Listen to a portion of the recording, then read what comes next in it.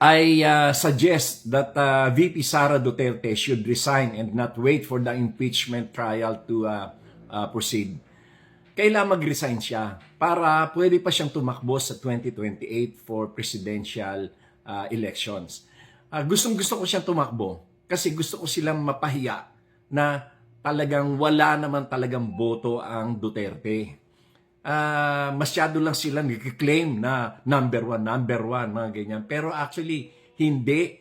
Walang boto ang Duterte. Hindi enough yung boto nila para magluklok ng presidente sa Malacanang. In 2016, kaya lang nanalo si former President Rodrigo Roa Duterte is because dinala siya ng mga Marcos, ng Marcos loyalist, ng Ilocanja. Kung wala yon, wala siyang boto.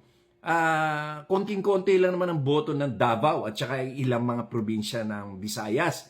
Pero hindi enough yun na makakapag-elect ng president. Bakit namin sinuportahan si Duterte noong 2016? Kasi no choice. Walang choice. Alam mo ang iboto si Marojas or si Binay or si Grace Poe. Mga dilawan yan.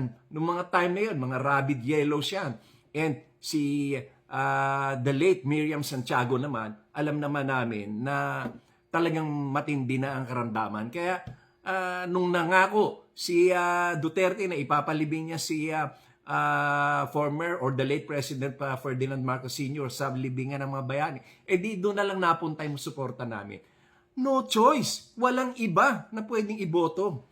Ngayon, in 2021, nagpakondak ng survey ang Malacanang sa mga congressman. Nagpakondak sila ng mga internal survey sa mga distrito nila. At doon ay lumabas na ang number one na may malayong agwat sa percentage ay number one ay si BBM. At sumunod si Madam Leni Robredo. At ang pangatlo ay si Isko. Pang-apat lang, number 4 lang si Sara, napakalayo ng kanyang percentage. Hindi ito isang probinsya o isang lugar lang napakalawak ng mga survey na ito ng mga congressman. Kaya ako nalaman, kasi napakarami kong mga kaibigan mga congressman, nagkukwento sila sa akin, sinasabi nila yung resulta. Kaya ganon. Kaya nga, talagang hindi na tumakbo si Sara for president kasi alam nila walang panalo. Kaya sila ay hindi na tumakbo ng presidente.